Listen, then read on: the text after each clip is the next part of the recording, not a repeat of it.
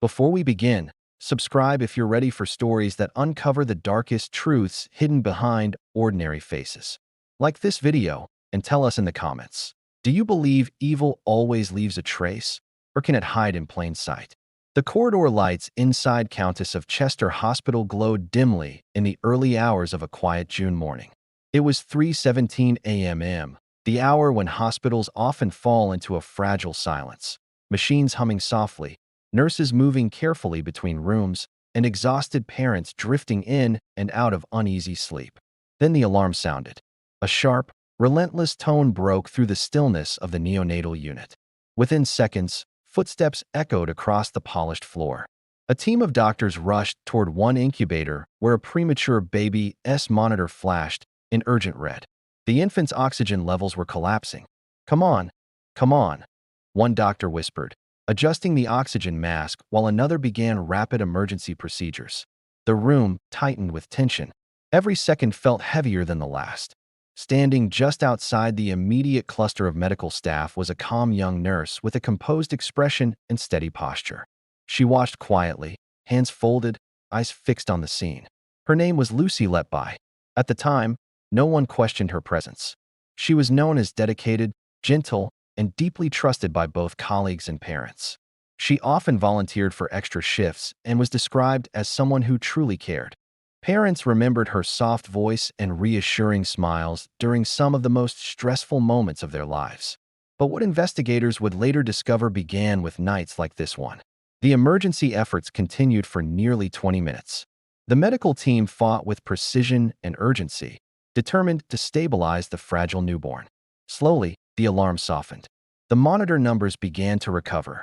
The baby survived, but something about the incident lingered. Doctors reviewed the charts later that morning. The infant had been stable just minutes before the sudden deterioration. No clear medical explanation appeared in the early notes. Equipment had functioned properly. Medication logs were accurate. Still, unexplained collapses sometimes happen in neonatal care. The case was quietly documented, then filed away, or so everyone thought. Over the following months, similar incidents began to occur. Different babies, different shifts, different circumstances. But one detail kept repeating. Lucy Letby was on duty. At first, the pattern felt like coincidence. Hospitals operate on rotating schedules, and nurses frequently share overlapping shifts. But as more unexplained medical emergencies surfaced, a few senior staff members started noticing something they couldn't ignore. Healthy infants were suddenly deteriorating without warning. Some recovered, others did not. Concern quietly spread among the medical team. Conversations began in hushed tones inside staff offices and break rooms. "Have you noticed the timing?" one consultant reportedly asked another. The question stayed unanswered, but not forgotten. Hospital administrators were informed. Internal reviews began cautiously, focusing first on equipment checks and procedural audits. Machines were tested. Protocols were reevaluated. External specialists were consulted. Nothing obvious appeared wrong. Yet the incidents continued. Then came a turning point. During one shift, a senior doctor made a decision that would later become critical to the investigation. After another sudden neonatal collapse, he requested a full timeline review, mapping every staff member present during each unexplained event over several months. The results created a chilling pattern. Lucy Letby's name appeared again and again and again. Still, suspicion alone was not enough. There was no direct evidence, no clear procedural error, and no documented misconduct. Letby remained professional, cooperative, and emotionally engaged with families. In fact, colleagues later described her as visibly upset after each incident. But behind the scenes, administrators faced a difficult choice: do nothing and risk more unexplained emergencies, or escalate concerns without definitive proof. The hospital quietly moved Letby to clerical duties while further reviews continued. Officially, it was described as a routine staffing adjustment. Unofficially, tension inside the neonatal unit grew heavier with each passing week. Then investigators noticed something unexpected.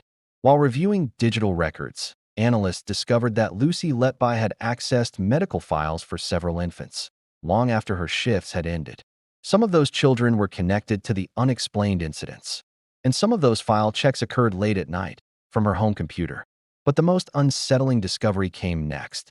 When authorities began examining her personal notes and handwritten documents, they found a series of emotional writings, fragments of thoughts, phrases, and statements that raised more questions than answers. One line stood out, a sentence written repeatedly across a page: "I am evil. I did this." And in that moment, what had once seemed like coincidence began to look like something far darker. The handwritten note changed everything. Until that moment, the internal review had been cautious, restrained, and uncertain. Hospitals are built on trust, and the idea that someone within the neonatal unit could be intentionally causing harm was almost unthinkable. But once investigators saw the repeated words, confessional in tone, emotionally charged, and deeply disturbing, the case moved beyond administrative concern.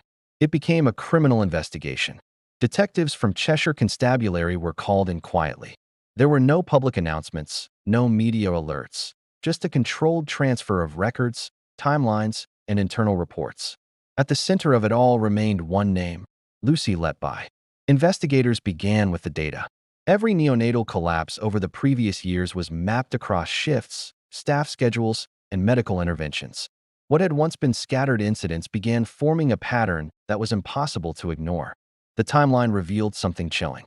In nearly every unexplained emergency, Lucy Letby had either been directly assigned to the infant or present within the unit during the critical window of time. But patterns alone were not proof. Detectives needed motive, method, and undeniable evidence. They turned to digital forensics. Letby's work computer history was reviewed first. Nothing unusual appeared. Her documentation was consistent, professional, and medically appropriate. Then investigators expanded the search to her personal devices. What they found raised further concern. Letby had searched for the names of several families connected to the neonatal incidents, sometimes weeks or months after the events had occurred. Many of those searches were conducted through social media platforms late at night. One investigator later described the discovery as deeply unsettling. Why would a nurse repeatedly search for grieving families long after the cases were closed? The answer was not immediately clear. Interviews began next. Colleagues described Letby as calm, intelligent, and hardworking. Many struggled to believe she could be involved in any wrongdoing. "She was one of the last people you'd suspect," one nurse explained. Parents shared similar impressions. Some remembered her comforting presence during frightening moments in the neonatal unit. Others recalled how she stayed late to offer reassurance when their babies were unstable. Yet as detectives continued comparing statements, a strange emotional pattern emerged. Several families remembered Letby being present not just during routine care, but during the most critical emergencies. Always nearby, always involved. Meanwhile, medical experts reviewing the cases identified anomalies that had previously gone unnoticed.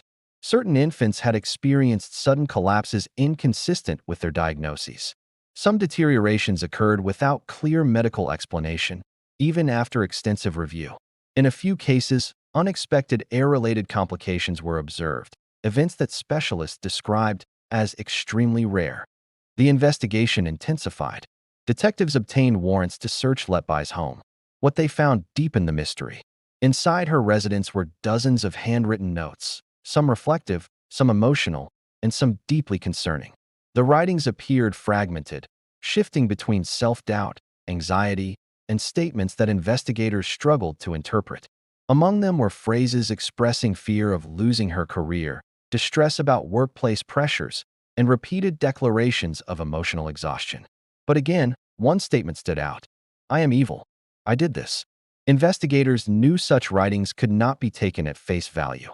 Emotional journaling is complex, and context matters. Still, combined with the emerging timeline patterns, the notes strengthened the need for further action. Then came another critical development. Medical experts completed a detailed reevaluation of multiple neonatal cases using updated forensic analysis methods. Their conclusions suggested that some of the unexplained collapses could not be attributed to natural causes alone. The findings did not confirm intent, but they significantly narrowed the possibilities. By this stage, the investigation had expanded across years of hospital records, dozens of staff interviews, and extensive medical reviews. Pressure was mounting. Authorities now faced a decision that would change everything. In July, after months of careful preparation, detectives executed an early morning arrest. Neighbors watched quietly as police vehicles lined the residential street. Officers approached the property calmly, avoiding unnecessary attention. When Lucy Letby opened the door, she appeared confused but cooperative. She was taken into custody for questioning. Inside the interrogation room, the atmosphere remained controlled but intense. Detectives presented timelines, digital records, and medical summaries. Letby listened carefully, occasionally shaking her head. She denied any wrongdoing. Hours passed, then days. But as investigators continued cross-referencing medical evidence with shift data and digital activity, a deeper and more complicated picture began to form, one that would eventually lead to one of the most closely watched courtroom trials in modern medical history. And just when authorities believed they had uncovered the full scope of the case, a newly reviewed medical incident revealed a detail no one had seen before, one that suggested the pattern might have started earlier than anyone realized. The courtroom doors opened just after sunrise, and the atmosphere inside Manchester Crown Court felt heavier than any hospital corridor the case had ever touched. Families filled the public gallery in silence. Some sat holding photographs. Others stared straight ahead, bracing for what they had waited years to hear.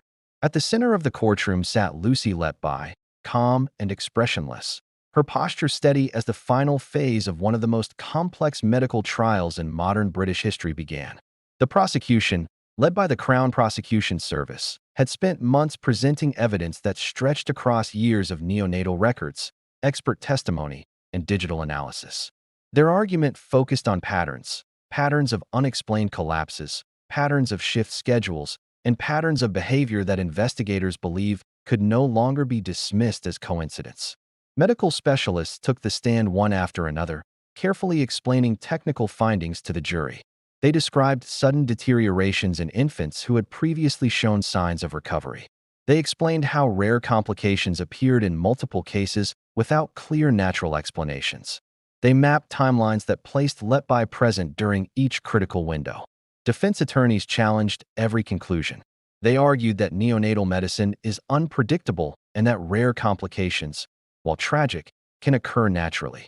They emphasized the emotional pressure faced by healthcare workers and questioned whether patterns were being interpreted through hindsight rather than objective certainty.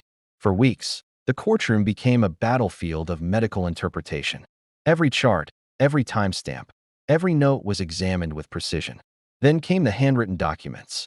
Investigators presented the personal notes recovered from Letby's home, pages filled with fragmented emotions, self-reflection, and distress. Among them were phrases that had already captured public attention. "I am evil. I did this." The defense argued the writings reflected anxiety and psychological pressure, not confession. They described the notes as expressions of mental strain during a stressful period in her career. The prosecution, however, framed them differently, suggesting they revealed internal awareness connected to the timeline of the incidents. The jury listened. Days turned into weeks. Weeks turned into months. Outside the courthouse, media coverage intensified. Across the UK, Europe, and North America, public interest continued to grow. The case had become more than a legal process. It had become a question that unsettled people everywhere. How could someone trusted with care be connected to such devastating events? Or had the system itself failed to fully understand complex medical realities? Inside the courtroom, closing arguments arrived. The prosecution stood before the jury and summarized years of investigation into a single message. The pattern was too consistent to ignore. The defense followed, urging jurors to consider doubt, reminding them that medicine is not always predictable and that assumptions can form when tragedy repeats. Then the courtroom fell silent. The jury left to deliberate. For days, no answers came. Families waited. Reporters stood outside in long lines. Across the country, people refreshed news feeds, watching for updates. Finally, the jury returned. The courtroom rose. One by one, the verdicts were read. The words echoed across the silent room, each count carrying the emotional weight of years of investigation and loss. As the verdicts concluded, reactions spread quietly through the gallery. Some parents held each other. Others closed their eyes, absorbing the moment they had waited for since the earliest days of the investigation. Letby remained still. The case that began with unexplained neonatal emergencies had reached its legal conclusion, but the emotional impact would last far longer. In the weeks that followed, healthcare institutions across the UK began reviewing internal monitoring systems. Hospitals examined procedures, communication structures, and reporting methods to ensure that patterns, no matter how subtle, would be recognized sooner. The case left behind more than a verdict. It left questions about trust, oversight, and how complex environments must adapt when the unexpected occurs. For investigators, the timeline was finally complete. For families, the healing process was only beginning. And for the public, the story served as a haunting reminder that not every mystery announces itself clearly. Some unfold slowly, quietly, and in places where people feel safest. Because sometimes, the most unsettling truth isn't how a case ends. It's how long it can remain hidden. If you think this story was intense, there are more real cases where the truth took years to uncover. Subscribe so you don't miss what comes next.